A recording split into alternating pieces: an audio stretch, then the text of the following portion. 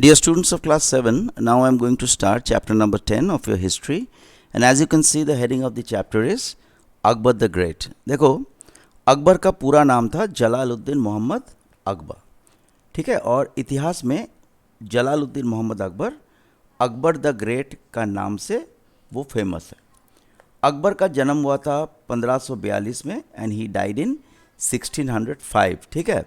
और 1556 1556 से 1605 मतलब मौत तक वो मुग़ल बादशाह रहे थे, ठीक है। तो अकबर को जितने मुग़ल बादशाह बने उनमें सबसे जो महान थे उनमें एक अकबर को माना जाता है, ठीक है। तो अकबर देखो, अकबर अपना पापा और ग्रैंडफादर, अकबर का ग्रैंडफादर था बाबर और अकबर का पापा था हुमायूं, ठीक है। तो ये हुमायूं और बाबर ये दोनों का जन्म भारत का बाहर हुआ था, लेकिन अकबर सबसे पहला मुग़ल बादशाह थे जिनका जन्म भारत में हुआ था। अकबर का मदर का नाम था हमीदा बानो, ठीक है। और 1542 में राजपूत मतलब राजस्थान में अमरकोट नाम के किले में अकबर का जन्म हुआ था। अकबर का उम्र सिर्फ 15 साल का था जब उनका पापा हुमायूं गुजर गए। 1556 में उनका पापा हुमायूं गुजर गए। और देखो, हुमायूं बाबर के बाद हुमायूं भारत के बादशाह बनने के बाद दोबारा देखो वो शेरशाह सूरी के साथ वो लड़ाई में हार गए थे और वो भारत से भागकर पर्शिया चले गए थे। शेरशाह सूरी के मौत के बाद वो दोबारा भारत लौटे और दोबारा दिल्ली और आसपास के इलाके को वो अपनी दखल में लिया ही था जब अचानक 1556 में उनका मौत हो गया। तो उस वक्त अकबर का उम्र था सिर्फ 14 साल। तो दोबारा ऐसा लगने लगा कि शायद भारत में मुग़लों का राज दोबारा ख़त्म हो जाएगा। देखो, लेकिन जब हुमायूं की डिमाइस यानी कि मौत हुआ, अकबर उस समय पंजाब में था। तो हुमायूं का और कोई बेटा नहीं था, Akbar was the only son of Humayun. तो हुमायूं की मौत के बाद अकबर को ही मुग़ल बादशाह बना दिया गया। चूँकि अकबर उस वक्त सिर्फ 14 साल का था, तो इसीलिए अकबर का देखभाल परवरिश करने का दायित्व अकबर की ओर से अकबर के नाम पे साम्राज्य को संभालने का दायित्व मिला बैरम खान को, जो अकबर का मतलब हुमायूं का बहुत बेहतरीन दोस्त थे। So he became the regent of Akbar. Regent का मतलब होता है जो बादशाह की नाम पे जो देश को संभालता है। जो चूँकि अकबर उस वक्त बहुत छोटा था तो वो उतना बड़ा नहीं था कि वो इस साम्राज्य को संभाल पाए, तो हुमायूं का बेटा बैरम खान अकबर का रीजेंट बन गया। देखो, अकबर बादशाह बनते ही जो सबसे पहला लड़ाई उनको लड़ना पड़ा वो था हेमू के साथ। हेमू उस वक्त जो चुनार नाम की एक जगह है, ये आजकल उत्तर प्रदेश में आता है। तो चुनार का जो उस वक्त रूलर था उनका नाम था आदिल शाह। तो आदिल शाह जैसा ही हुमायूं की मौत हुआ तो आदिल शाह क्या किया, वो ये उत्तर प्रदेश की चुनार इलाका से लेकर बंगाल तक आदिल शाह की कंट्रोल में था। तो हुमायूं का मौत का फ़ायदा उठाते हुए आदिल शाह ने क्या किया, आदिल शाह का जो चीफ मिनिस्टर था हेमू, उसने देखो आगरा और दिल्ली वापस जीत लिया। और वो हुमायूं की मौत के बाद हेमू अपने आप को भारत का बादशाह ऐलान कर दिया। लेकिन और 1556 में पानीपत की मैदान में मुग़लों के साथ हेमू की फ़ौज की लड़ाई हुई और इस लड़ाई को सेकेंड बैटल ऑफ पानीपत कहा जाता है। इस लड़ाई में हेमू और उनके जो अफ़गान फ़ौज था ये हार गया और अकबर के कुर्सी के सामने जो सबसे बड़ा खतरा था आदिल शाह की खतरा, वो भी टल गया। देखो, अकबर जब बादशाह हुआ तो वो बड़े छोटे थे, ही वॉज ओनली 14। और बैरम खान उनकी अकबर बादशाह नाम के थे। अकबर के पीछे राजपाट का काम संभालते थे बैरम खान।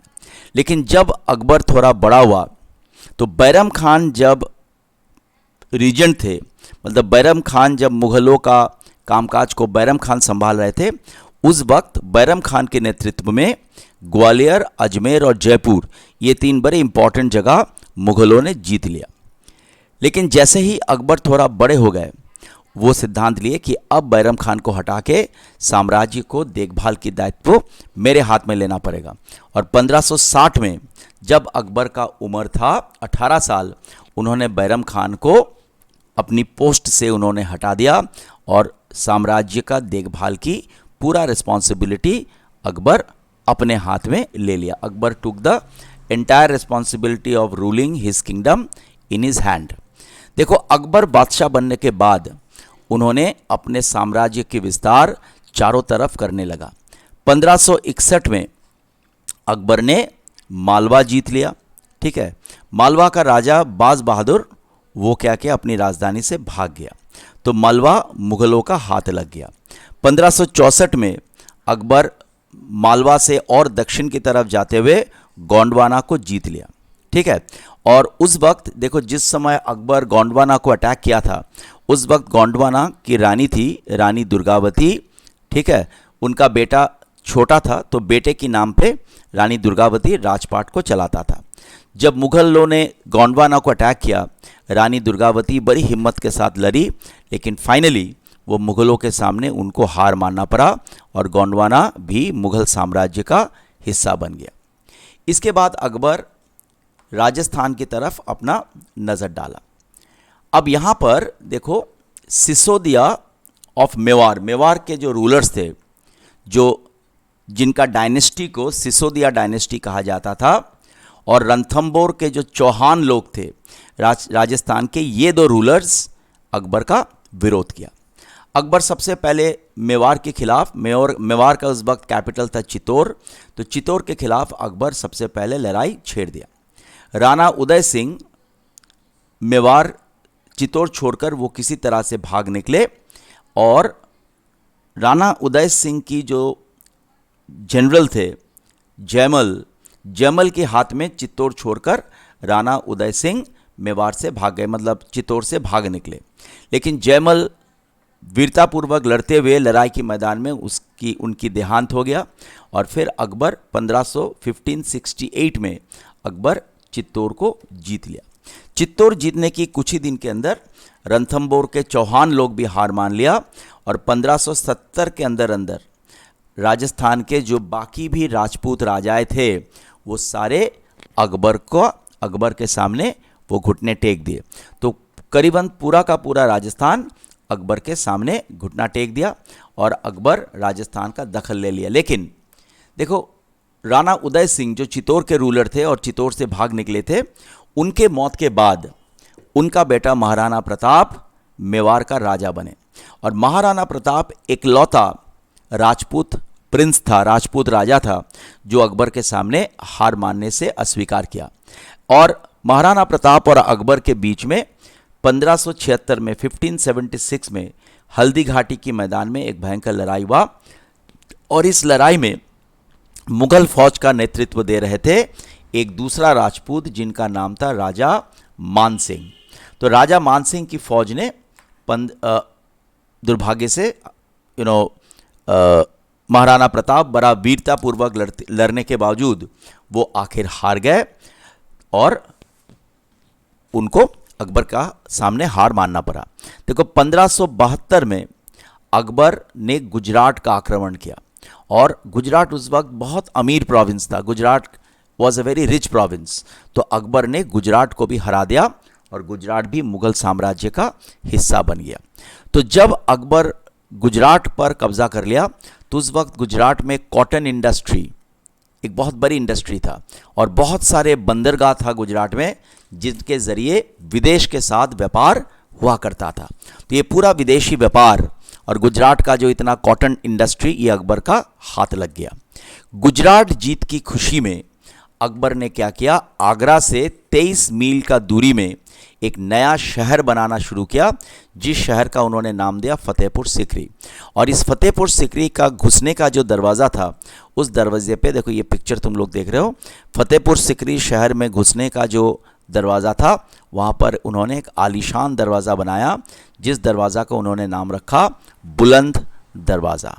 ठीक है, इसके कुछ देर बाद अकबर ने बंगाल को भी जीत लिया। और बंगाल को जीतने से क्या हुआ, दक्षिण पूर्वी, देखो ये बंगाल, तो बंगाल को जीतने से क्या हुआ, दक्षिण पूर्वी एशिया जो था वो दक्षिण पूर्वी एशियाई के, साउथ ईस्ट एशिया के देशों के साथ भी उनका व्यापार का जो रास्ता था, उनका व्यापारिक जो संबंध था वो बन गया। नॉर्थ वेस्ट में अकबर ने क्या किया, कश्मीर, काबुल, कांदाहार और ये सिंध इलाका, ये इलाका अकबर जीत लिया। तो देखो धीरे धीरे बंगाल से शुरू होकर बिहार, यूपी से लेकर मध्य प्रदेश, गुजरात, पूरा का पूरा राजस्थान, और यहाँ पर काबुल, कश्मीर, कंदहार, सिंध, ये पूरा अकबर की साम्राज्य के अंदर आ गया। अब अकबर क्या किया, दक्षिण के जो राज्य थे, अहमदाबाद, अहमदनगर, बीजापुर और गोलकुंडा, देखो यहाँ पर गोलकुंडा था, यहाँ पर बीजापुर था और यहाँ पर था अहमदनगर, इनके तरफ अकबर नज़र रखा। तो अकबर ने अहमदनगर को हरा दिया और अहमदनगर मतलब ये जो इलाका है ये अकबर के हाथ लग गया। और यहाँ पर अकबर अपनी आर्मी छोड़ा कि इस उम्मीद से कि आगे चल के वो बीजापुर और गोलकुंडा को भी वो अपने कब्जा करेगा। एनीवे, बीजापुर और गोलकुंडा अकबर के राजकाल में ये मुगल साम्राज्य के हिस्सा नहीं बन पाया। देखो अकबर का जो राज्य था वो, ये देखो यहाँ पर गोदावरी नदी है, अकबर के राज्य, ये गोदावरी नदी यहाँ पर है, ये गोदावरी नदी से शुरू करके दक्षिण में, पश्चिम में यहाँ पर हिंदू कुश पर्वत है, हिंदू कुश पर्वत तक अकबर का साम्राज्य हुआ करता था। और पूरब में ये ब्रह्मपुत्रा नदी है, ये ब्रह्मपुत्रा नदी से गुजरात तक ये जो विशाल एरिया है, दिस बिकेम अकबर्स एम्पायर। देखो अकबर ने सिर्फ राज्य ही जीता नहीं था, बल्कि जो राज्य उन्होंने जीता था उस राज्य का राजपाट का काम सही तरह से संभाला जाए, इसका भी उन्होंने प्रयत्न किया था। He try to do that also. तो अभी हम लोग थोड़ा पढ़ेंगे कि अकबर का जो एडमिनिस्ट्रेशन था वो कैसा था। देखो अकबर की एडमिनिस्ट्रेशन के बारे में हमें एक किताब से हम लोग जानते हैं। इस किताब का नाम है आईनी अकबरी, ये लिखा था अबुल फजल। तो अबुल फजल की ये आईनी अकबरी किताब से हमें अकबर की जो एडमिनिस्ट्रेशन है उसके बारे में हमें जानकारी मिलता है।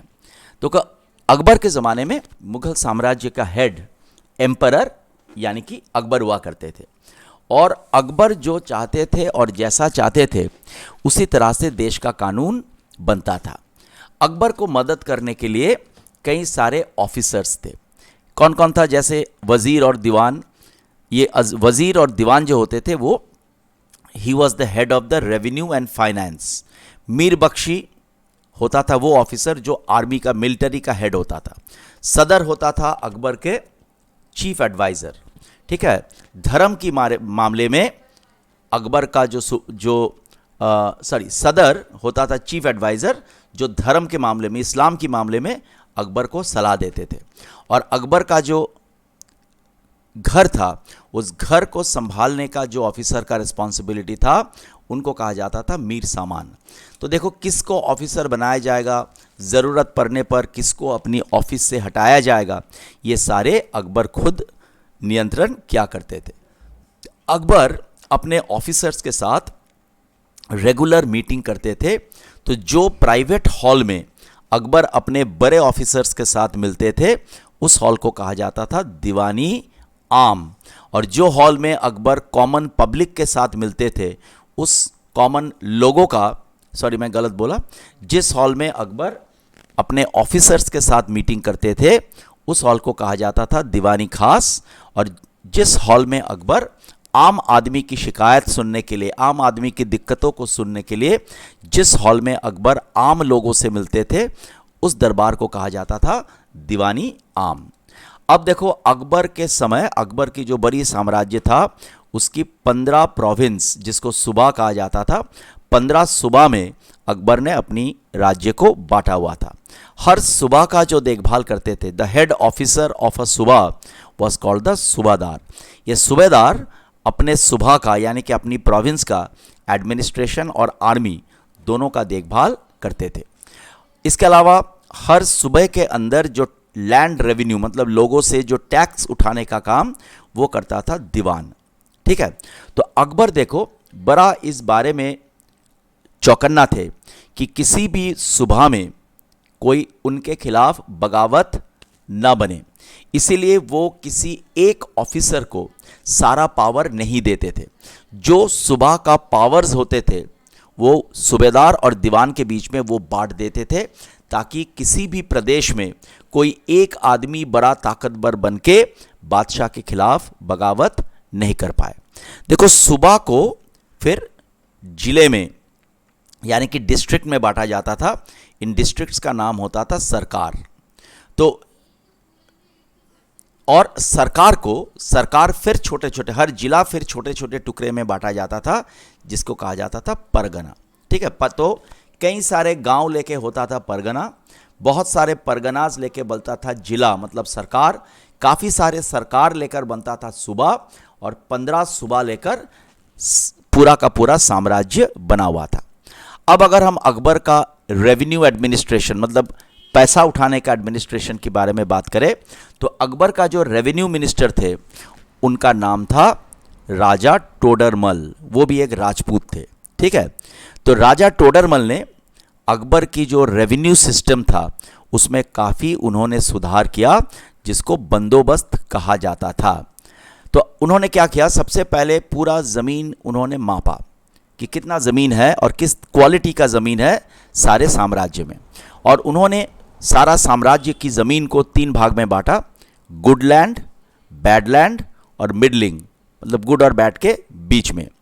और वो सारे लैंड का पिछले 10 साल में कितना फसल इन ज़मीनों से उगाया गया उसका उन्होंने एक एवरेज किया, और उस एवरेज के हिसाब से उन्होंने हर तरह का ज़मीन से सालाना सम्राट को अकबर को, बादशाह को जो टैक्स देना है वो टैक्स का उन्होंने कैलकुलेशन किया। तो जब किसान टैक्स देते थे वो चाहे तो पैसा में भी दे सकते थे या काइन में, मतलब वो अपना कुछ फसल दे दिया, इस हिसाब से भी वो टैक्स दे सकते थे। और अकबर ने अपने टैक्स ऑफिसर्स को निर्देश दिया हुआ था कि जब आप किसानों से टैक्स लेने जाओगे उनके ऊपर किसी तरह की जाति मत करना, अत्याचार मत करना। Akbar told the tax officers to treat the farmers with kindness। कभी अगर बाढ़ आ जाता था या इस तरह का कोई तूफान आ जाता था, इस तरह का कुछ प्राकृतिक हादसा यानी कि नेचुरल कैलामिटी हो जाता था जिसके वजह से किसानों का फसल बर्बाद हो जाता था, तो अकबर क्या करते थे, उन लोगों से उस साल का टैक्स वो नहीं लेते थे। इसके अलावा किसानों को बीज खरीदने और दूसरे कामों में मदद करने के लिए अकबर उनको कम ब्याज में, कम इंटरेस्ट में अकबर उनको लोन देते थे, जो लोन किसान बारी बारी में यानी कि इंस्टॉलमेंट में जो लोन किसान अकबर को लौटा सकता था। इसके अलावा देखो, व्यापार से भी मुगल बादशाह काफ़ी पैसा वो कमाते थे। रेवेन्यू के अलावा व्यापार से भी मुगल बादशाह काफ़ी रेवेन्यू कमाते थे। तो ये वीडियो इतना तक रहने दो, we will continue this chapter in the next video. Okay, otherwise the video is getting too long. We will continue this video in this chapter in the next video. Thank you.